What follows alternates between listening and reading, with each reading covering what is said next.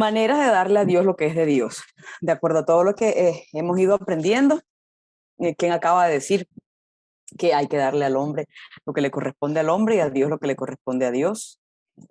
Dice la Biblia, no debáis a nadie nada, al que tributo, tributo, al que honra, honra, pues al que dinero, dinero, ¿verdad? Eso sucede con los hombres y también con Dios. Hay que darle a Dios lo que es de Dios. Entonces vamos a estudiar un poquito cuáles son esas maneras de darle a Dios lo que es de Dios. La primera forma en la que podemos darle a Dios lo que es de Dios, que vamos a ver hoy, es practicando el principio del diezmo. Esta mañana lo estuvimos tocando y ahorita también Ken lo tocó un poquito. Practicando el principio del diezmo. La palabra para diezmo es máser. Y antes de entrar en detalles, yo quiero decirles que es un principio que gracias al cielo yo aprendí hace muchísimo tiempo, que lo aprendió Kenner, que lo hemos aprendido en mi familia. No porque lo leímos, no porque lo leímos por allí, no porque nos lo impusieron, sino porque fue una realidad con la que nos topamos en la escritura y ha sido una realidad fundamental y un pilar fundamental para nosotros, y es que el diezmo es un tesoro escondido. Y nosotros en esta familia hemos aprendido, y cuando hablo de esta familia, hablo de mi familia, de mi mamá, de mi tía, de mis primas, que son mis hermanas. Yo conocí al Señor cuando yo tenía 16 años, ya tengo 43, entonces ya van unos añitos en este camino, y yo a temprana edad, mi mamá aprendió, recién convertida, el principio del diezmo. Yo he sido testigo de lo que significa diezmar y recibir y ver la bendición de Dios todos los días de nuestra vida. Lo mismo mi tía, mis primas, que son mis primas hermanas, pero son mis hermanas, también lo aprendieron y lo han visto mientras fueron creciendo en su hogar. Ahora ellas se casaron, y también lo viven en su vida, en su nueva familia. Kenner lo aprendió por su parte. Entonces, eso le hemos enseñado a nuestras hijas, le hemos enseñado a nuestra comunidad. Hemos aprendido a vivir en un ambiente de generosidad y de principios establecidos. Cuando uno establece principios en su vida y uno crea límites, esos límites están demarcados y uno se mueve en medio de esos límites. Entonces, antes de avanzar, quería decirles que el diezmo es un tesoro escondido, que cuando se hace una realidad para la vida de uno, esa realidad no la cambia, y Dios obra de acuerdo a nuestra fe y de acuerdo a lo que la Escritura enseña. Vamos a ver lo que dice la Biblia en Devarim, Deuteronomio 14:22. Dice: ciertamente separarás el diezmo de todo el producto de tus simientes que el campo produce año por año. La NBI, la nueva versión internacional, lo traduce: sin falta apartarás la 10ª parte de todo lo que produzcan tus campos.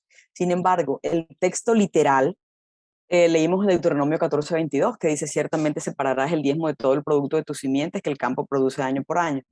Les decía que el texto literal desde el hebreo dice al inicio del verso: hacer, te hacer, que se puede traducir literalmente como diezmar, has de diezmar. Eso es lo que dice el texto hebreo. La forma hebrea de decir algo que tiene que ser y que es una verdad absoluta. Si hemos leído con atención la escritura, nos vamos a dar cuenta que cuando la escritura reafirma y reafirma algo, está haciendo énfasis, está diciendo, esta es una verdad absoluta que hay que cumplir. Por ejemplo, ¿recuerdan cuando el Eterno le está diciendo a Adán y a Eva: si comen del árbol, del fruto del árbol del huerto, ciertamente morirás? Lo que dice literalmente el hebreo es: morir, has de morir. Entonces está haciendo énfasis y está reforzando que el tema es delicado y hay que prestarle atención. También lo vemos cuando Yeshua hablaba, que Yeshua repetía una y otra vez: de cierto os digo. Básicamente lo que desde lo que estaba diciendo era: amén, amén les digo, o emet, emet les digo. Es decir, algo que es confiable, que es firme, que es totalmente cierto. Entonces, Devarim 14:22a, en el hebreo dice: hacer, te hacer, que es diezmar, has de diezmar. Es un mandato establecido: separarás el diezmo. Deuteronomio 14:22, hacer, te hacer, diezmar, has de diezmar. ¿Qué han enseñado los rabinos? En la época del Talmud, un rabino le preguntó a Rabino Ismael, el hijo de Rabino Yosei: los millonarios de la tierra de Israel, ¿cómo es que son merecedores de esa condición? El rabino le contestó: diezmando, como está escrito, hacer, te hacer. Ahora, uno se podría preguntar: ¿y por qué esta afirmación tan categórica de que los los millonarios de la tierra de Israel son merecedores de la tierra, de la condición de ser rico. ¿Por qué? Y él le contesta, bueno, porque están cumpliendo hacerte hacer. Y la respuesta es que el término hebreo tehacer significa acumular o diezmar, pero el verbo tehacer también se puede leer teasher, y teasher significa enriquecer. Mire, tehacer es diezmar y teasher es enriquecer. Entonces, los rabinos leen Devarim 14:22. Mire, acumular, diezmar se puede leer también teasher, que es enriquecer. Entonces los rabinos cuando leen Devarim 14:22, lo que leen es diezma y serás rico. Entonces, si usted se lleva a comprar un curso de marketing para enriquecerse, o se iba a pagar un curso de esto que está muy de moda para ser emprendedor, para las criptomonedas y para hacerse supermillonario en 6 meses, quiero decirle que en la escritura y el pueblo al que se le entregó la escritura por siglos, lo que ha enseñado y lo que ha experimentado en su vida es que el principio más importante y básico para conseguir dinero es diezmar. El diezmo es un tesoro escondido, que no debería ser la motivación. No debería ser la motivación. Yo diezmo para enriquecerme, pero el resultado es que cuando yo diezmo, Dios responde con dinero. Entonces veamos los orígenes del principio del diezmo, porque para algunos puede parecer extraño, pero el principio del diezmo no nace en la Biblia, ni fue una práctica exclusiva del pueblo de Israel. El principio del diezmo está documentado ampliamente a través del Oriente Medio. Por ejemplo, si leemos lo que dice la Enciclopedia Judaica, la segunda edición, acerca del diezmo, de Moshe Weinfeld, mire lo que dice.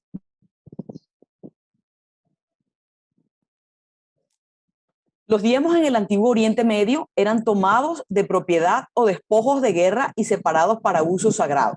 A pesar de que los documentos más tempranos atestiguando del diezmo en Mesopotamia solo datan del siglo VI antes de la era común, la práctica como tal data de un periodo mucho más temprano. Mucho más temprano. La Biblia da testimonio de la antigüedad del diezmo en naciones no israelitas. La misma Biblia, hay evidencia interna de que había naciones no israelitas que diezmaban. Por ejemplo, en el Génesis encontramos Génesis 47:24. Las citas en las que no profundizamos, usted las puede ir anotando y luego va estudiando un poquito allá en la casa. Génesis 47:24 dice que los egipcios daban un porcentaje de su producto a Faraón. Y seguimos leyendo información de esta enciclopedia de Moshe Weinfeld del diezmo, Enciclopedia Judaica, segunda edición. Miren lo que dice.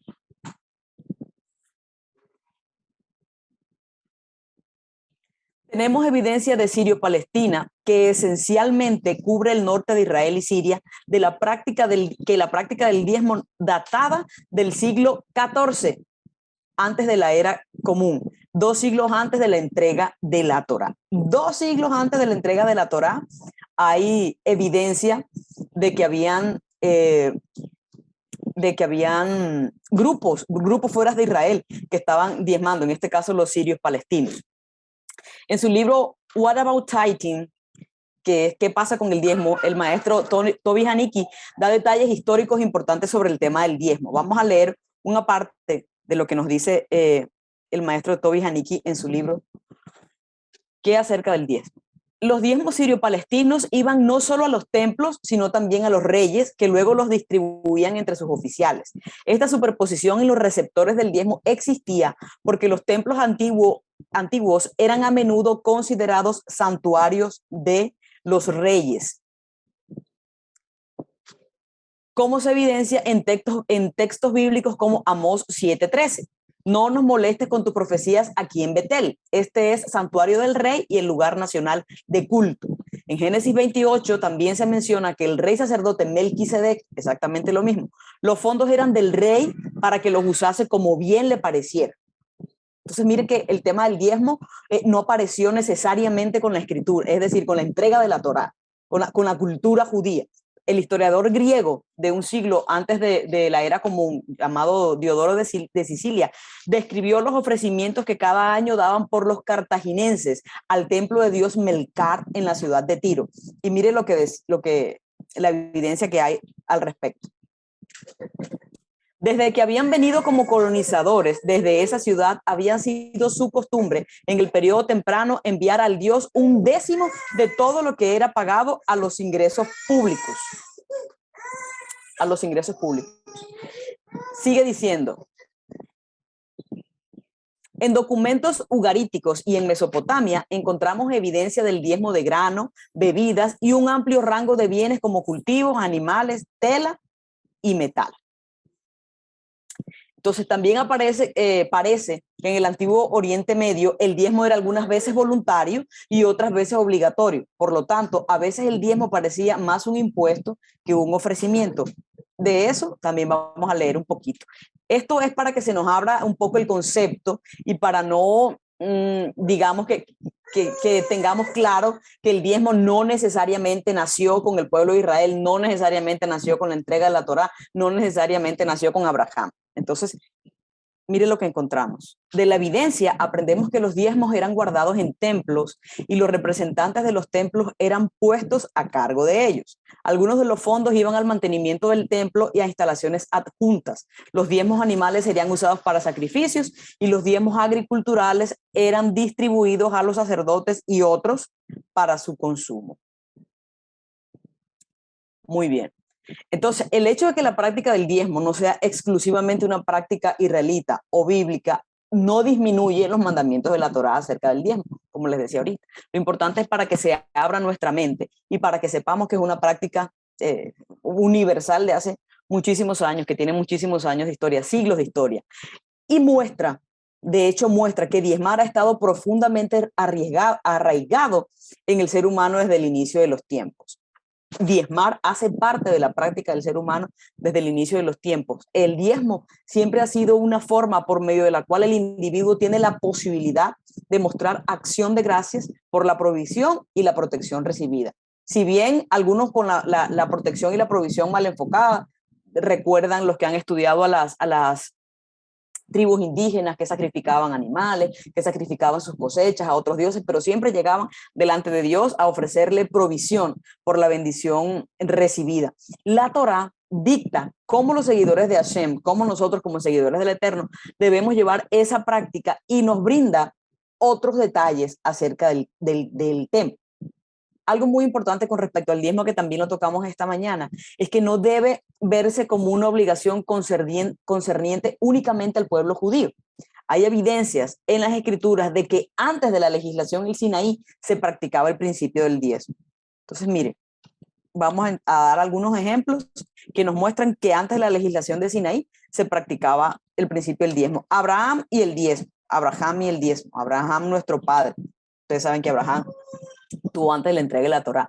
Tenemos ejemplos premosaicos en el libro de Génesis de los patriarcas dando diezmo. El primero ocurre cuando Abraham regresó de rescatar a su sobrino Lot. No sé si recuerdan que Lot fue secuestrado por 4 reinos que habían atacado a Sodoma. Él fue secuestrado. Abraham fue a rescatarlo y dice que de regreso estuvo conversando con una figura misteriosa llamada Melquisedec, quien respectivamente tiene los títulos tanto de rey como sacerdote.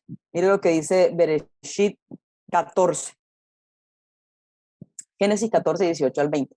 Entonces Melquisedec, rey de Salem y sacerdote del Dios Altísimo, sacó pan y vino y le bendijo diciendo: bendito sea Abraham del Dios Altísimo, creador de los cielos y de la tierra, y bendito sea el Dios Altísimo que entregó a tus enemigos en tu mano. Y le dio a Abraham los diezmos de todo. Abraham le dio a Melquisedec, el sacerdote rey, el diezmo de todo. Lo que el contexto deja ver es que eran despojos de guerra. ¿Por qué? Porque él venía de luchar una batalla contra 4 reyes que habían secuestrado a Lot. Y esto está en línea con las prácticas del Medio Oriente que acabamos de leer ahorita, en las que los diezmos eran algo que en ocasiones se separaba de despojos de guerra y se daban al templo del rey. Entonces, el diezmo, que no olvidemos, es del hebreo maaser y significa una décima parte. Algunos comentaristas como Rashi sienten que Abraham, diezmando a Melquisedec, estaba cumpliendo por adelantado el mandamiento del diezmo que fue luego dado en la Torá. Estos mismos comentaristas están divididos acerca de cuál mandamiento específico del diezmo cumplió Abraham. Sin embargo, a pesar de eso, el principio bíblico de dar un diezmo del 10% fue establecido en su dádiva a Melquisedec. La práctica de Abraham de diezmar muestra y contrasta su generosidad con la codicia del rey de Sodoma, con el que Abraham acababa de tener esta guerra y que la acababa de ganar. Ahí mismo en Bereshit, vamos a leer del 18 al 20, cuenta que Abraham dio a Melquisedec el diezmo de todo. Pero mire lo que dice el verso del 21 al 23, dice: entonces el rey de Sodoma dijo a Abraham: dame las personas, toma para ti los bienes. Respondió Abraham al rey de Sodoma: he jurado a Hashem, Dios altísimo, creador de los cielos y de la tierra, que ni un hilo ni una correa de calzado tomaré de todo lo que es tuyo, para que no digas yo enriquecí a Abraham. Entonces, mire la diferencia aquí. La Torá revela mucho acerca del carácter de estas dos personas por medio de las palabras que pronuncian. La primera frase que leemos del rey de Sodoma es dame. Es una declaración de él pidiendo, codicia, avaricia. Yo quiero, ya tengo, pero yo quiero más. Y luego el profeta Ezequiel relata cómo era la gente de Sodoma. Abraham, por otro lado, dio un diezmo de todo. Abraham no pidió, Abraham dio el diezmo de todo, mostrándonos así un ejemplo de su espíritu generoso.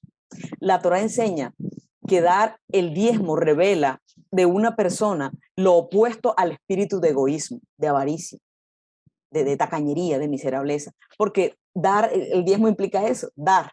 Y hay gente que tiene convertido el corazón, pero todavía no se le ha convertido el bolsillo. Entonces, el Señor, yo te doy mi corazón, Señor, yo te doy mis cantos, Señor, yo te doy mis hijos, pero Señor, yo el bolsillo todavía no te lo he dado. Entonces, yo quiero hacerles un comentario respecto a lo que enseña la tradición. Pero la tradición hebrea enseña que Melquisedec fue el maestro de Torá de Abraham, que Melquisedec era el mismo Shem, el hijo de Noé, el hijo de Noah, que era Shem, y que Shem, Melquisedec, era el maestro de Torá de Abraham, que por eso Abraham le dio los diezmos, porque usted se podría preguntar, bueno, y este hombre que apareció de la nada, Abraham saludó, lo conoció y de una vez le entregó los diezmos, ¿cómo funciona? O sea, si yo voy por la calle y alguien me dice, mira, aquí están mis diezmos, o si yo me encuentro el primero que va pasando, mira, aquí están mis diezmos, ¿eso qué? Entonces, por tradición oral, por el estudio, el Talmud también lo registra, se ha enseñado que Melquisedec era Shem y que era el maestro de Torah de Abraham. Por eso Abraham, cuando se encuentra con él, le da los diezmos, porque hay un principio establecido acerca de la enseñanza y el cuidado espiritual y la remuneración desde lo económico para los maestros de Torah. Este es un tema que es delicado, sobre todo para los maestros de Torah, porque muchas veces la gente piensa que es un tema de aprovechamiento. Yo me voy a tomar el atrevimiento para decirles que no es un tema de aprovechamiento, ya que no soy la maestra de Torah de ustedes y yo no vivo allá en la comunidad. Entonces tampoco nos han mandado sus pastores y líderes a hablar de esto ni a decirles esto, pero quiero decirles que es un principio establecido. Ahorita Kenner lo citó en Gálatas, dice, todo aquel que participa de la bendición espiritual no voy a utilizar la palabra obligado como imposición, pero sí debería sentirse impulsado a bendecir a aquel que le enseña con los bienes económicos, porque aquel que le enseña gasta tiempo, dinero, recursos en estudiar, en aprender, en prepararse, en buscar un lugar para que usted esté bien, en tener conocimiento para poder guiarle, enseñarle, nutrirle. Entonces, ellos también necesitan comer. También necesitan pagar el local, también necesitan pagar los servicios. Y aunque la palabra evangelio en las raíces hebreas no se utiliza mucho porque les da miedo cuando dice evangelio, ¡ay, el evangelio! Pero Pablo dice, el que predica del evangelio, que viva del evangelio, el que predica las buenas nuevas, el que enseña las buenas nuevas de la Torá, el que enseña la palabra, que viva de eso. Es una bendición y es su derecho. Por dedicarse a eso. Entonces, cierro paréntesis, no me correspondía ni me llamaron para decirlo, pero ya que estaba dándoles la información que Abraham le dio los diezmos a Shem, a Melquisedec, porque enseña la tradición que era su maestro de Torah, me pareció prudente también decir que hay un principio establecido acerca de la enseñanza y el cuidado espiritual y la remuneración desde lo económico para los maestros de Torah. Si su maestro está tranquilo, va a orar con más tranquilidad, le va a atender con más tranquilidad, le va a escuchar con más tranquilidad. Pero si su maestro está desesperado porque tiene que salir a trabajar además para poder pagar los servicios, para poder pagar el local, para poder comprar el almuerzo, es más difícil que tenga más tiempo para usted. Bendito sea el Eterno que nuestros hermanos tienen un negocio, que el Eterno les bendiga su negocio, que le bendiga la comunidad. Pero, amado, usted no se excuse en esto, porque si usted no provee económicamente para este ministerio, el Eterno le va a proveer, por supuesto que les va a proveer a ellos, pero usted se va a perder la bendición de ser usted el instrumento para bendecir y para hacer que el reino del Eterno crezca y sea prosperado aquí en la tierra. Y recuerde que es mejor dar que recibir, es mucho mejor, más gratificante dar que recibir. Entonces que el Eterno nos ayude a ser más como Abraham y no como el rey de Sodoma, que en vez de dar, pide. Ok, el segundo ejemplo que encontramos por aquí es Isaac. Isaac y el diezmo. De acuerdo al entendimiento de los rabinos de Israel también, el principio de separar los diezmos se encuentra en el hijo de Abraham. ¿Y cómo lo intuimos? Bueno, Bereshit 18, del 18 al 19 dice, el Eterno dijo, encubriré yo a Abraham lo que voy a hacer, habiendo de ser Abraham una nación grande y fuerte, y habiendo de ser benditas en él todas las naciones de la tierra, pues yo sé que mandará a sus hijos y a su casa después de sí, que guarden el camino del Eterno, haciendo justicia y juicio, para que haga venir el Eterno sobre Abraham lo que ha hablado acerca de él. Es decir, nos deja ver la escritura que estábamos convencidos que Abraham fue un hombre que enseñó a sus hijos, en este caso a Isaac, todos los principios que él había aprendido y todos los principios que él había vivido, y el diezmo no iba a ser la excepción. Vamos a leer lo que dice Bereshit, capítulo 26, versos 12 al 14. Dice, y sembró Isaac en aquella tierra, y aquel mismo año cosechó 100 por 1, porque Adonai lo bendijo.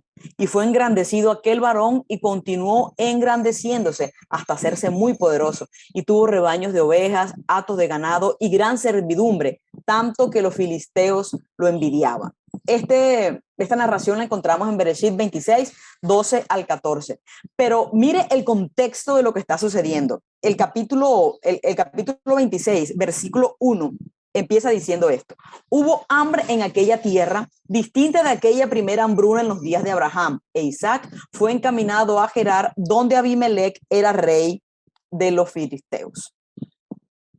Aquel no era un año normal, porque había hambre en la tierra. El verso 1 empieza diciendo, había una hambruna. Eso es lo que deja ver cuando leemos el verso 1. Hubo hambre en aquella tierra distinta de aquella primera hambruna en los días de Abraham. E Isaac fue encaminado a Gerar, donde Abimelech era rey de los filisteos. Aunque no era un año normal, la versión hebrea con Rashi dice, Isaac sembró en esa tierra y en ese año halló 100 medidas y el Eterno lo bendijo. Mire, Isaac sembró en aquella tierra y ese año cosechó 100 medidas y el Eterno le bendijo. 100 medidas. Usted se preguntará, ¿qué son 100 medidas y por qué? ¿Qué significa que halló 100 medidas? Cuando dice la versión que leímos ahorita, que es la versión textual, dice que cosechó 100 por 1. La versión hebrea con Rashi dice que halló 100 medidas y el Eterno lo bendijo. ¿Qué significa 100 medidas según el comentario de Rashi? Voy a leer para ustedes.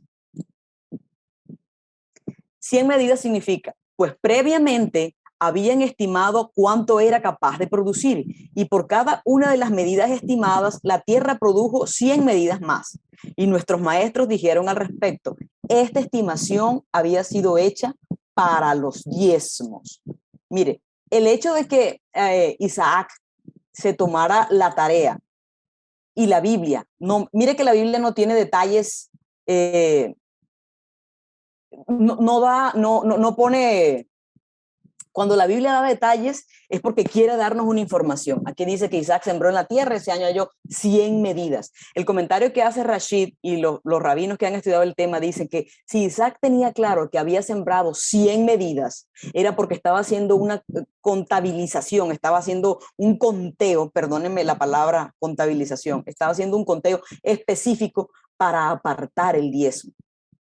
Y lo curioso es que el capítulo 1 empieza diciendo que había hambruna en la tierra. Y eso llama poderosamente mi atención. ¿Por qué? Porque a veces es fácil sembrar cuando estamos bien. Es muy fácil sembrar cuando estamos muy bien económicamente. Pero cuando no hay posibilidades, cuando vemos que las circunstancias están como más bien oscuras, que la situación está difícil, entonces quizás no, Señor, no es el momento, todavía no me corresponde. Pero aquí dice que en medio de la hambruna que había, Isaac decidió sembrar. Y no solamente decidió sembrar, sino que tenía en mente que iba a cosechar para apartar el diezmo. Y ese año sembró, cosechó, por cada medida que sembró, cosechó 100. Por cada medida que sembró, cosechó 100. Permítame que ahora sí voy nuevamente a compartir la pantalla.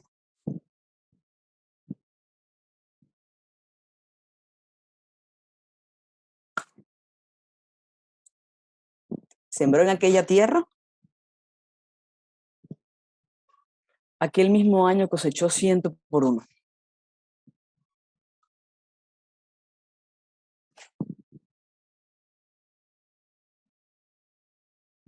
Lo que les decía ahorita del comentario de Rashi. Previamente había estimado cuánto era capaz de producir la tierra. Por cada una de las medidas estimadas, la tierra produjo 100 medidas más. Nuestros maestros dijeron al respecto, esta estimación había sido hecha para los diezmos. Eso explica por qué habían medido con exactitud la cosecha. Si es que en general no se debe medir exactamente, sino solo estimarla. Entonces, si tú estimas la cosecha, tienes más o menos una idea de lo que vas a hacer. Porque la abundancia que el cielo prodiga no se halla en algo medido con precisión. Es decir, si usted tiene un cultivo de papas, usted hace un cultivo estimado y dice, yo podría más o menos al final del cultivo tener tantas hectáreas, tantas toneladas, tantos sacos, no sé cómo lo midan, porque yo como no soy agricultora, no sé cómo lo midan, pero realmente depende del cielo, depende de la lluvia, depende del clima, depende de las plagas, depende de infinitas circunstancias el final de la cosecha. Pero el encontrar aquí, siendo tan meticuloso el asunto, parece que definitivamente Isaac lo hizo, a la conclusión a la que han llegado después de estudiarlo, es que lo hizo pensando en el diezmo, calculó de tal manera porque él iba a sacar el diezmo. Entonces eso es lo que enseña la tradición, que contó con precisión para que fuera una forma fácil de sacar el diezmo y sembró de determinada manera y por eso el Eterno lo bendijo también de una manera matemática que es viable y es muy fácil para deducir el diezmo. Ahora, yo quiero contarles una historia que escuché hace tiempo, muy cortica, acerca de un hombre que tenía muchas ovejas, porque a veces cuando llega la hora de diezmar nos asusta, porque es fácil diezmar cuando tienes 50,000 pesos. Si tienes 50,000, pues tienes que diezmar 5,000. Si tienes 100,000, pues tienen que diezmar 10,000. Pero cuando tú tienes 7 millones, por ejemplo, que te ganas, o te llegó un negocio, no es tan fácil diezmar 700,000. O si el tema es de 9 millones o que te dejaron una herencia, por ejemplo, y tú has determinado sacar el diezmo de todo, ya cuando tienes que sacar 5 millones, 6 millones, de pronto se asusta un poquito más el bolsillo y dicen, mejor como que no. Entonces, escuchaba yo una anécdota de un hombre que tenía muchas ovejas, muchísimas ovejas, entonces cuando calculó el diezmo en ovejas era demasiado y él dijo, pero yo cómo voy a diezmar tanto, es decir, esta cantidad de ovejas, digamos, 800 ovejas, yo cómo voy a dar tantas ovejas, no me parece bien. Entonces buscó ayuda a alguien, a un mayor, y el mayor le dijo, mira, te voy a dar una forma práctica de sacar el diezmo. Ve contándolo. Cuando leía esto de Isaac, recordé esa historia. Ve contando. Entonces cuentas, una para mí, dos para mí, tres para mí, 4, 5, 6, 7, 8, 9 para mí, una para Dios. Luego, una para mí, dos para mí, tres para mí, 4, 5, 9 para mí, una para Dios, ¿no? Y entonces eso te va a abrir la mente y te va a abrir el espíritu y te va a hacer ver que, wow, son muchas para ti y una para Dios. Por cada 9 que te tocan a ti, le toma una a Dios. Entonces ese hombre entendió y dijo, verdad, yo lo que estoy dando es poquito, más bien si son 9 para mí y una para Dios. Entonces Isaac la tenía clara. Que el Eterno nos ayude a nosotros también a tenerla clara y que podamos ser generosos y permitir al Eterno que nos ayude a entender este principio. Miren lo que dice, quiero leer para ustedes. Génesis 26, 12 al 14. Adonai lo bendijo, fue engrandecido aquel varón y continuó engrandeciéndose hasta hacerse muy poderoso y tuvo un rebaño de ovejas, hato de ganado y gran servidumbre, tanto que los filisteos lo envidiaban. Ese es el resultado de hacer teasher. Diezma, el resultado es que te harás rico, como enseñan los rabinos y como enseña el Talmud con base a Devarim, Deuteronomio 14, 22. Cuando yo, incluso en época de hambruna, estoy anhelando cosechar para poder entregarle al Eterno lo que Él le corresponde, el resultado es que se va a cumplir en mi vida hacer de Asher, diezma, y el Eterno te bendecirá y te hará rico. Ok, veamos un último ejemplo.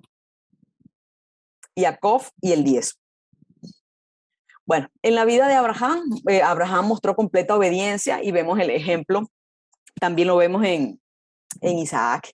Bueno, una de las razones fuertes por las cuales se cree que Isaac diezmó es precisamente porque Jacob, su hijo, lo hizo también. Difícilmente un hijo aprende la teoría si no ve la práctica. Entonces, deja ver la vida de Jacob, que su padre le transmitió ese principio, que le enseñó instrucciones tocante al macer, al diezmo. Entonces encontramos en Génesis la historia de Jacob en la que acababa de escapar de su hermano Esaú.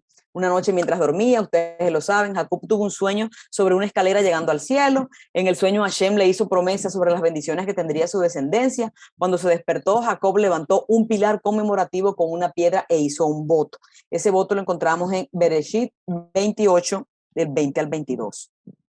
Dice aquí, allí hizo voto Jacob diciendo, si va Dios conmigo y me guarda en este viaje en que estoy, si me da pan para comer y vestido para vestir, y si vuelvo en paz a casa de mi padre, Hashem será mi Dios. Y esta piedra que he puesto por señal será casa de Dios, y todo lo que me des, el diezmo apartaré para ti. Mire lo que está pasando aquí. Jacob hace un voto, y yo cuando leo el voto de Jacob, pienso, increíble Jacob, es decir, Jacob iba ganando. Él iba ganando aquí.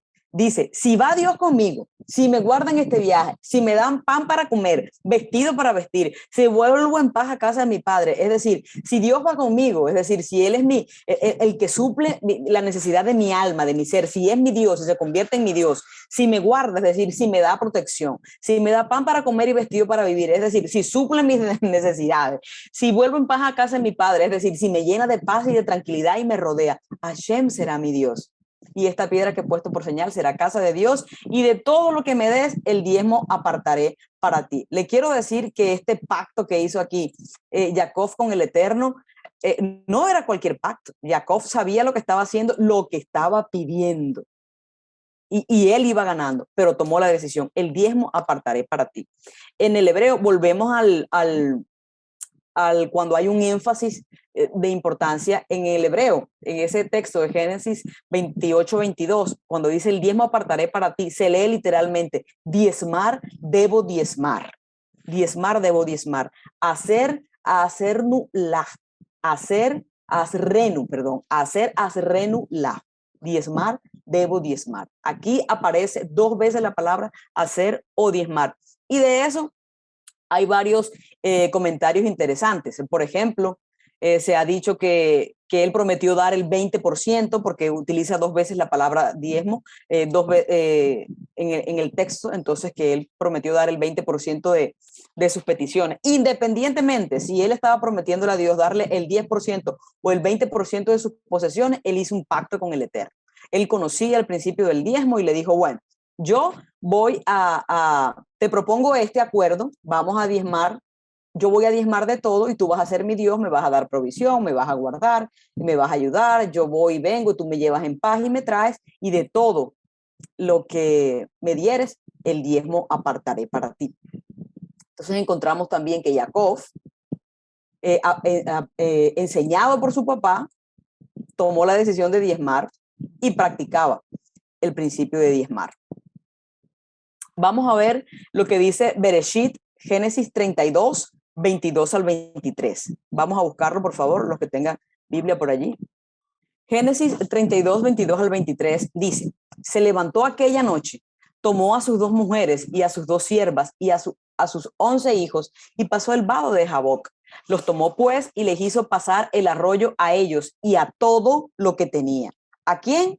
A todo lo que tenía. O sea, él estaba preocupado por la situación que estaba viviendo, pero se levantó esa noche, hizo pasar a su familia, a todo cuanto tenía. ¿Por qué? Porque él había dicho en el texto anterior, de todo lo que me des, el diezmo apartaré para ti.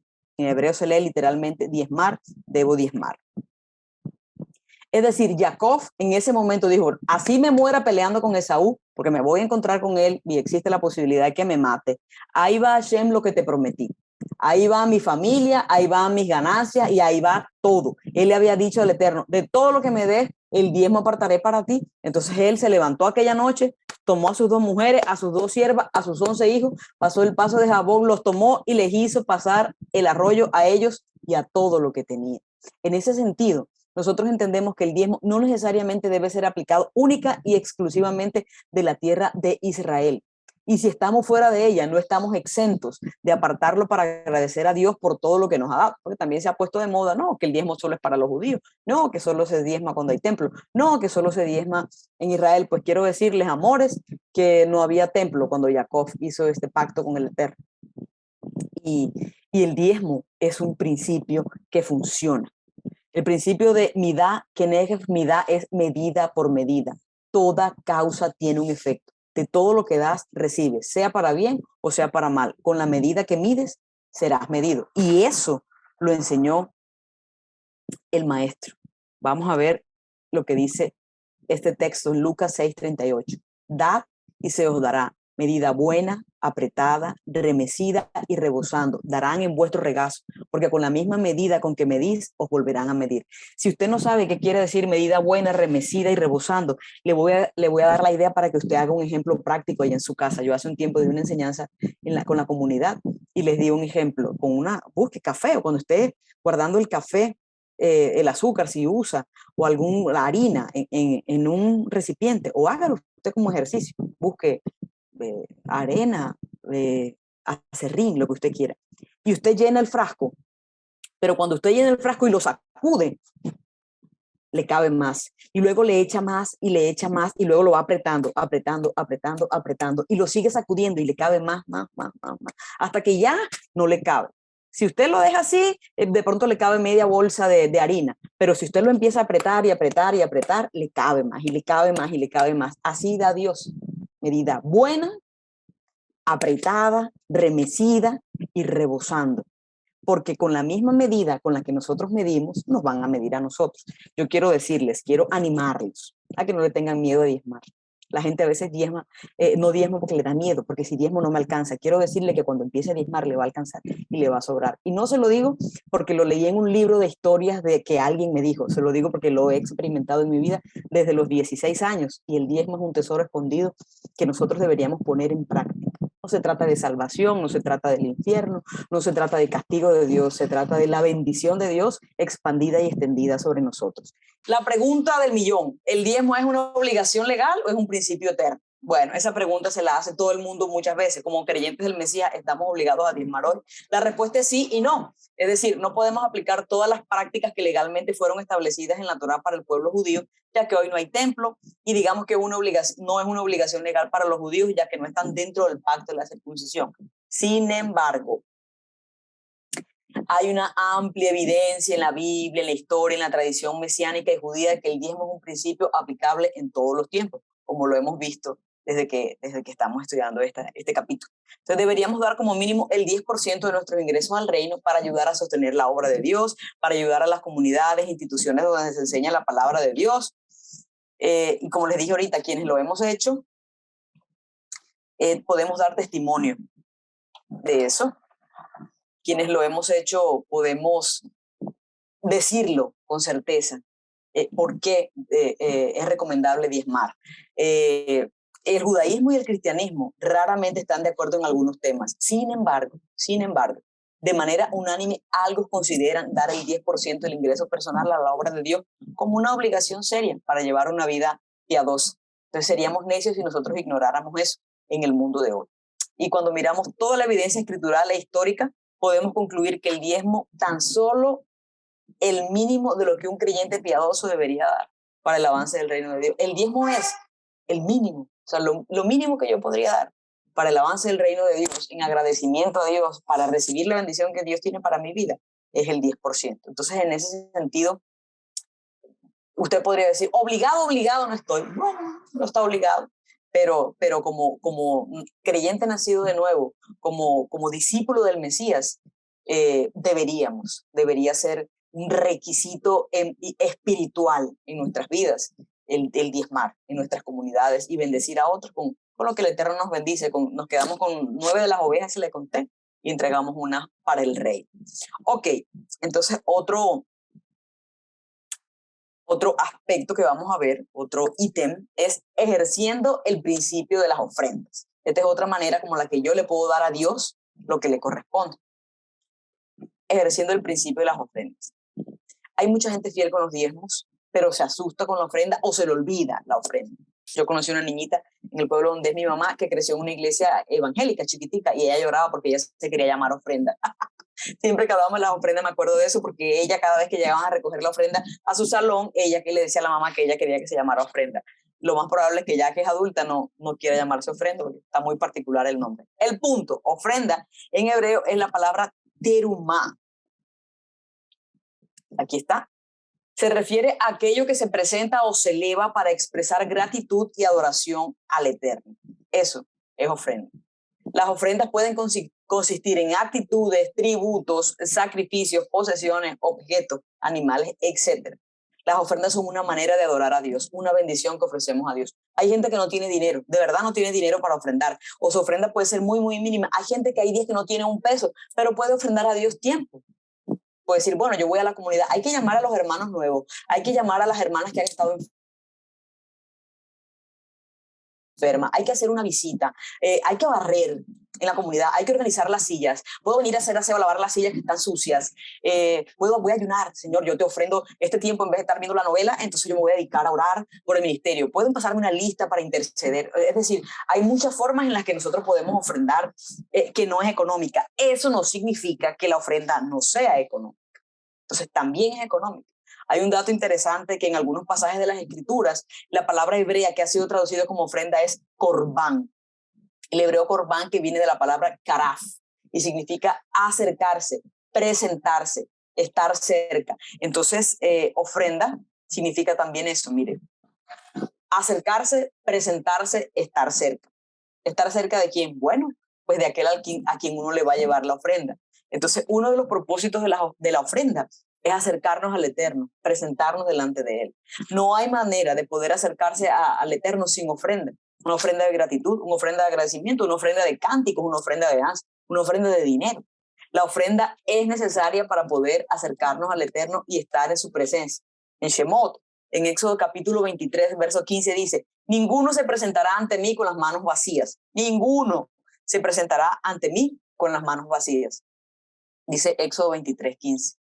Y en Deuteronomio 16, 16 dice, ninguno se presentará delante de Hashem con las manos vacías. Éxodo 25, 1 al 3 dice, el Eterno habló a Moisés y le dijo, di a los hijos de Israel que recojan para mí una ofrenda. De todo hombre que la dé voluntariamente, de corazón, recogeréis mi ofrenda. Esta es la ofrenda que aceptaréis de ellos, oro, plata, cobre, y empieza a dar una lista. Aquí quiero leer para ustedes un comentario del rabí Lord Jonathan Sacks, de bendita memoria. Este rabino fue el rabino de Gran Bretaña, el gran rabino de Gran Bretaña, por muchos años. Y comentaba Lord Jonathan Sacks con respecto a la Parashat Terumá. La mejor forma de encontrar a Dios es dar. Es así como Dios se acercó a los israelitas a través de la construcción del santuario. No hace referencia a la calidad de la madera, de los metales ni de los revestimientos. No tiene que ver con el brillo de las joyas del pectoral ni el sumo sacerdote. No importa la belleza arquitectónica ni el aroma de los sacrificios. Es por el hecho de que fue construido mediante los aportes de todos aquellos cuyo corazón les impulsó a dar. La palabra hebrea para ofrenda o contribución es el hebreo terumá, dice él. Es algo que eleva por la dedicación a una causa sagrada. Tú lo elevas y luego resultas elevado. La mejor forma de escalar las alturas espirituales es simplemente dar en agradecimiento a lo que ha recibido. Dios no vive en una casa de piedra, vive en el corazón de los que dan. Mire qué frase tan linda. Dios no vive en una casa de piedra, vive en el corazón de los que dan. Como la palabra hebrea para ofrenda es terumá, que significa elevarse. Entonces, cuando yo ofrendo, yo elevo mi ofrenda delante de Dios y luego Dios me eleva a mí por haber elevado una ofrenda delante de Él. Nuestras ofrendas, ha enseñado alguna vez, en muchas ocasiones, lo ha dicho el doctor Ketriel, Nuestras ofrendas muestran qué pensamos de nuestro Padre Celestial.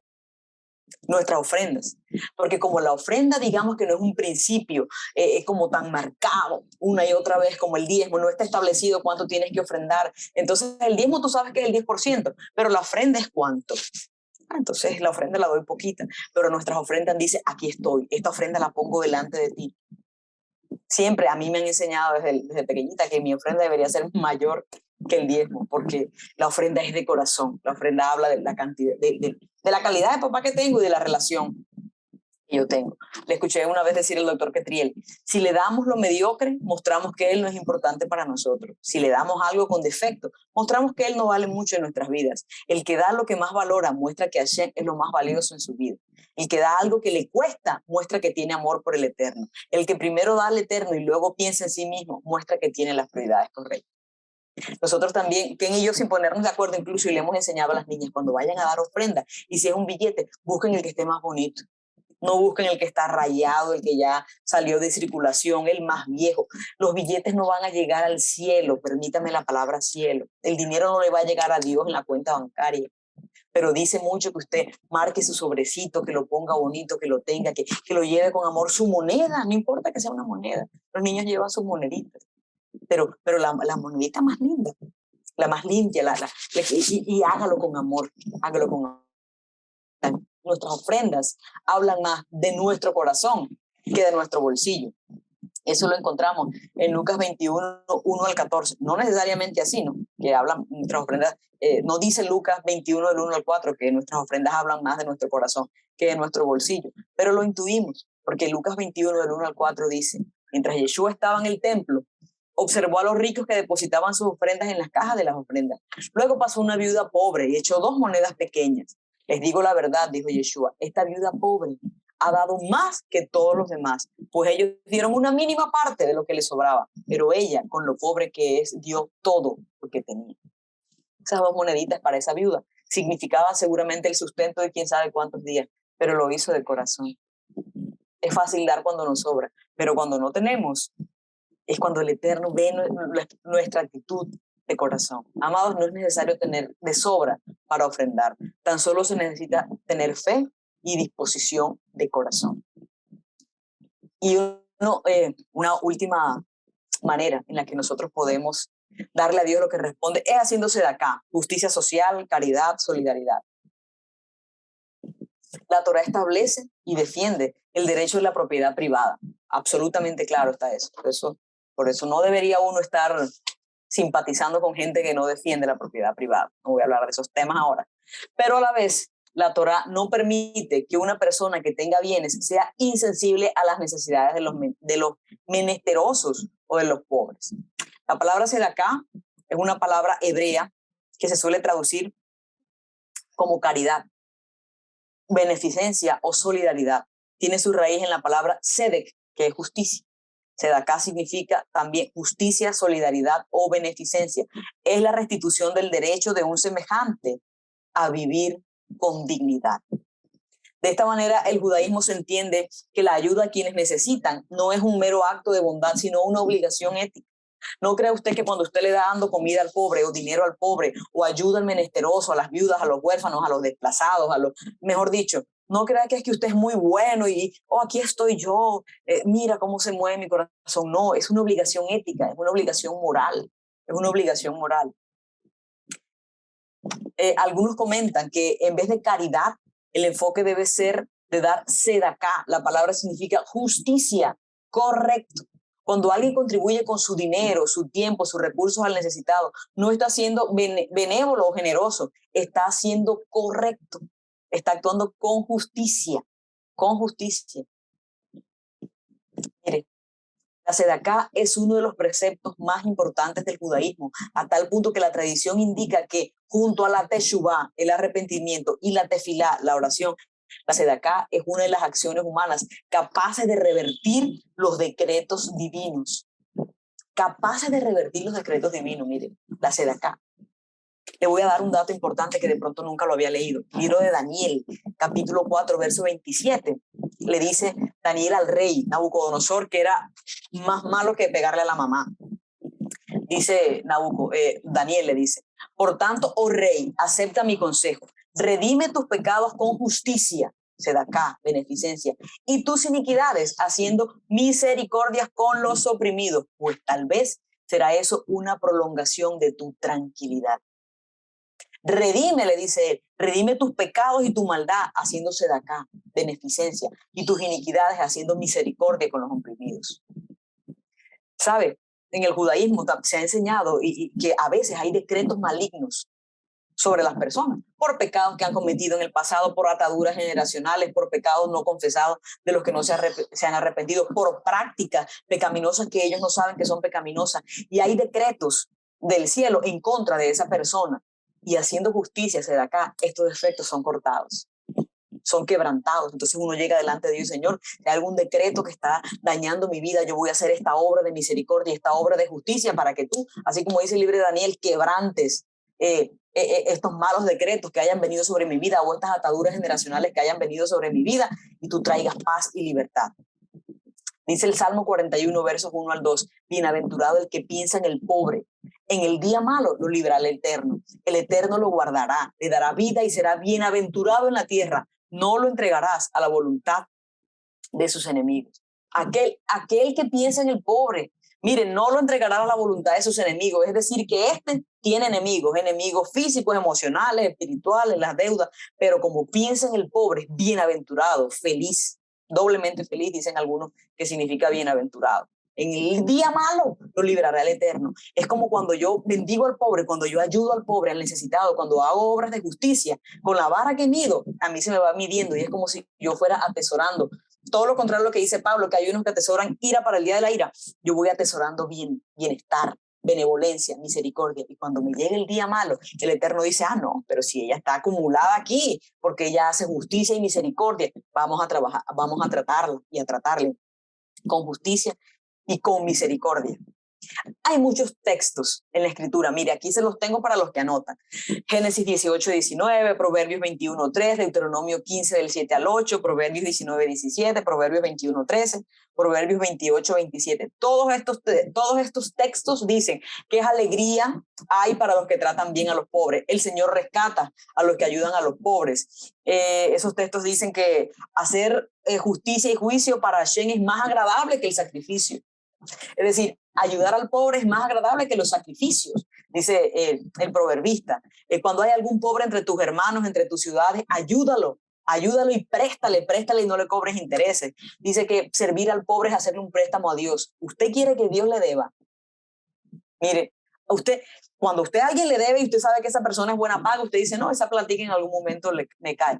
Pero imagínese que a usted Dios le deba. O sea, que usted tenga la tranquilidad de llegar a cobrarle a Dios y decirle, Señor, mira, necesito que me pagues o que me des un adelanto de lo que me debes. Dice aquí que cuando yo le sirvo al pobre, le presto a Dios. Entonces Dios está en deuda conmigo, por decirlo de alguna manera. A mí me parece ese versículo cada vez que lo leo una cosa increíble. Cuando yo hago justicia y sedacá y misericordia al pobre, entonces Dios está en deuda conmigo. Dice que el que cierra su oído al clamor del pobre, al pobre también él clamará, que el que da al pobre no pasará necesidad. Benditos son los generosos porque alimentan a los pobres. Los afligidos y necesitados buscan las aguas, pero no lo encuentran, pero yo los oiré, dice el Señor, no desampararé al pobre. Entonces, darse de acá es una ventana de darle a Dios lo que le corresponde, de tratar a la gente con misericordia y con justicia, y todo eso va a venir en bendición sobre nuestras vidas. Para terminar, para que no se me duerma, quiero compartir con ustedes los 8 niveles de sedacá, de justicia, de solidaridad que encontramos de acuerdo en la Mishneh Torah, en las leyes de sedacá del Rambam. Maimónides en su obra Mishneh Torah establece 8 niveles de sedacá en orden decreciente. Vamos a ir mirándolos.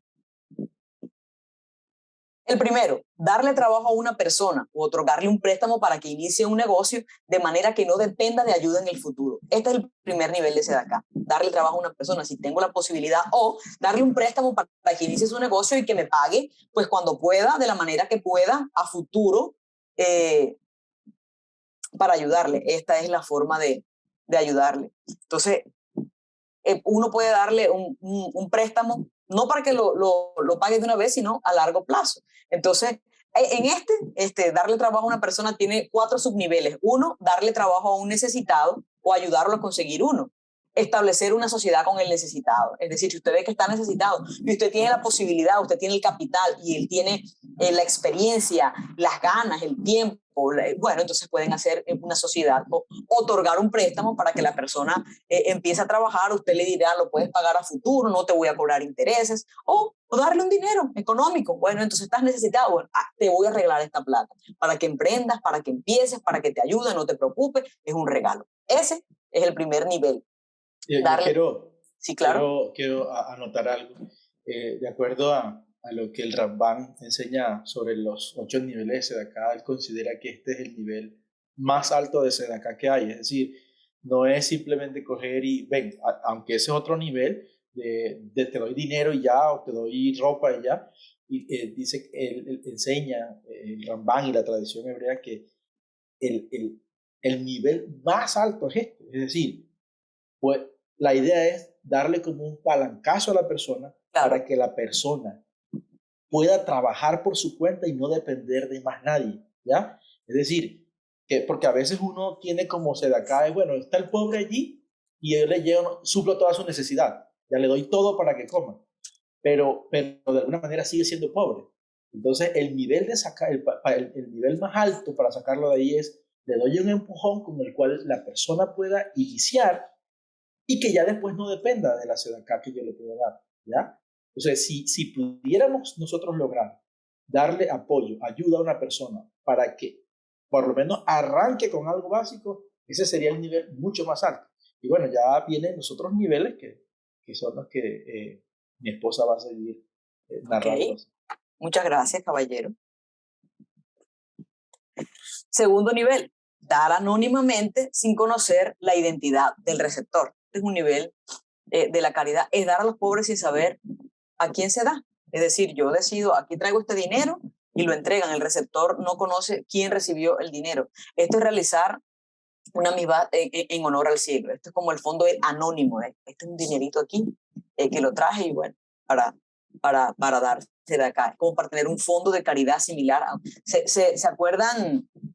Bueno, pero en un phishing sí saben a quién se lo van, si se lo van a quién se lo van a entregar. Pero dar anónimamente sin conocer la identidad del receptor. El tercero es dar anónimamente sabiendo la identidad del receptor. Esta es una oportunidad de hacerlo cuando sabemos que alguien necesita el dinero y queremos bendecirle, pero no queremos que esa persona sepa que fuimos nosotros, para que no se sienta comprometido, para que no se sienta avergonzado, para que no se sienta comprometido. Hay gente que de pronto se siente comprometida ay, como me ayudó, entonces voy a quedar bien, voy a tratarlo con mayor afecto. Entonces, para que la persona no se sienta avergonzada, se le da públicamente, pero se le da, pero que la persona no sepa que soy yo quien le estoy dando el dinero y quedamos todos tranquilos. Otro, el cuarto nivel, es dar públicamente a un receptor anónimo. Entonces, en este caso, uno no sabe a quién se da, pero el pobre conoce a su benefactor. Los grandes sabios acostumbraban a atar las monedas en su ropa y las arrojaban hacia atrás, y los pobres se acercaban y recogían las monedas de sus ropas para no avergonzarse. Entonces, en este caso, el pobre sabe quién es su benefactor, pero yo no. Yo doy el dinero para no saber. Yo creo que en estos días nos pasó hace unos meses con Kenner, porque nosotros hacemos un aporte a UNICEF. Es un aporte que hacemos mes a mes y entonces uno no se imagina esos aportes que uno hace, cómo le puede cambiar la vida a una persona. Entonces, estos días veníamos, sí, no tarjeta de los niños, sí, me conoce. Quiero dar un ejemplo. Este nivel es cuando yo doy, el benefactor sabe quién soy yo, pero yo no sé quién es la persona a la que doy. Nosotros hacemos un aporte y el aporte que uno hace mensualmente, uno no sabe cómo puede afectar la vida de otros niños. Hace unos meses veníamos en el carro y llamaron. Día, señor yo, Juancito, no sabemos el nombre, pero yo quiero agradecerle, porque con el aporte que usted hace a UNICEF, estable, donde vivimos, ya no tengo que tomar agua ahí sucia, y mira, pero ese fue un momento como tan, y Kendra empezó a llorar en ese carro. No conocemos al niño, pero el niño sabe que de este lado lo pusieron a llamar y entonces él llama muy agradecido porque hay alguien que se llama Kendra. Que hacemos mes a mes, al final UNICEF cada año recoge esos dineros y hace obras en favor de ellos. Entonces, y nosotros como no sabemos quién es el niño o los niños a los que son bendecidos, pero ellos sí saben. Entonces ellos le dicen, esta es la persona que ayuda para que tú ya tengas agua potable. Este es un ejemplo de eso. Otro, dar antes de que se le pida. Un nivel menor al anterior es cuando una persona da a la persona directamente la mano antes de que le pidan. Eso tenemos la oportunidad de hacerlo todos los días en este país, en cada esquina, en cada semáforo, en las puertas de nuestra casa. A esta casa llegan todo el tiempo, a toda hora, todo el tiempo. Nosotros estamos en frontera con Venezuela, por aquí por Maicao, por La Guajira, y todo el tiempo llega gente a pedir. A veces yo los veo y antes de que yo abra la puerta, yo salgo con algo, porque yo sé que vienen a pedir, generalmente comida.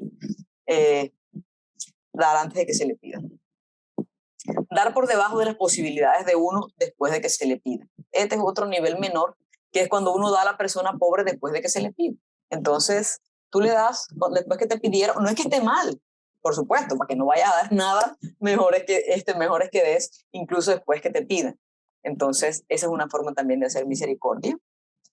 El séptimo es dar voluntariamente, pero menos de las posibilidades de uno y de buen grado y con una sonrisa. Dar voluntariamente, pero menos de las posibilidades de uno, de buena gana y con una sonrisa. Les voy a decir algo que me enseñó a mí mi abuela cuando yo tenía como 5 años, porque allá llegaba un señor al pueblo donde ella era y siempre llegaba un señor pidiendo. Y yo veía que ella besaba y entregaba, besaba y entregaba. Y yo un día le dije, ¿usted por qué, mamá? ¿Usted por qué besa la moneda? Y me dijo, porque yo aprendí hace años que la limosna no se tira, se besa y se da en la mano. Y hasta un poema me contó, el poema no me lo aprendí, pero aprendí, la limosna no se tira, se besa y se da en la mano. El otro día que estaba hablando con Isaac, me dijo, oye, imagínate, que algo así más o menos. Yo le dije, bien, pero si eso yo no se lo aprendí a Rambán, eso me lo enseñó mi abuela. Y entonces me dijo, mira tú, la mamá vieja aplicaba principios antiquísimos del judaísmo sin tener idea. Entonces, aquí, dar voluntariamente, de buen agrado y con una sonrisa. Y el último, el nivel menor de darse de acá, es dar de mala manera o mala gana. Yo siempre le pido perdón a Dios por esto, tengo que confesarles que a veces doy de mala manera.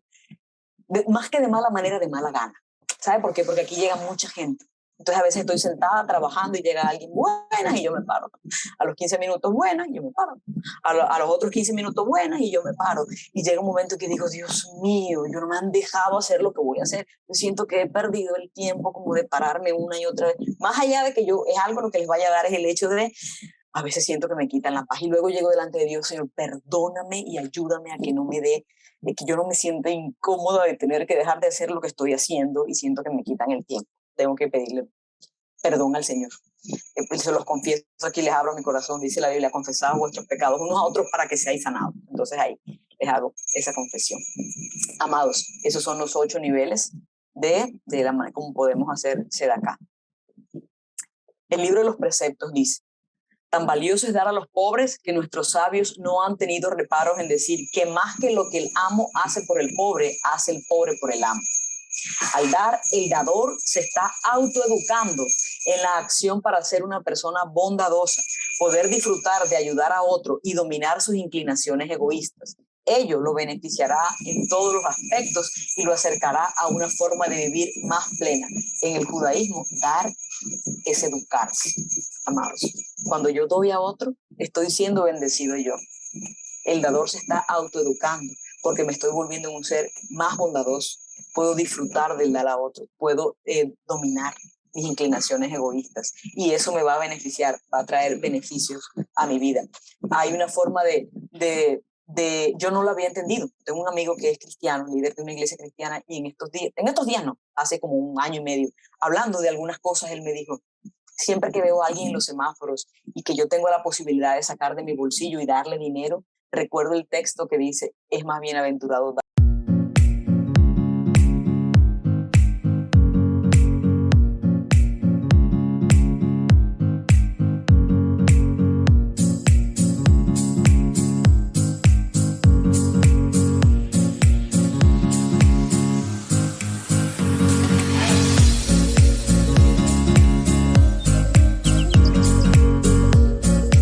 ha dado.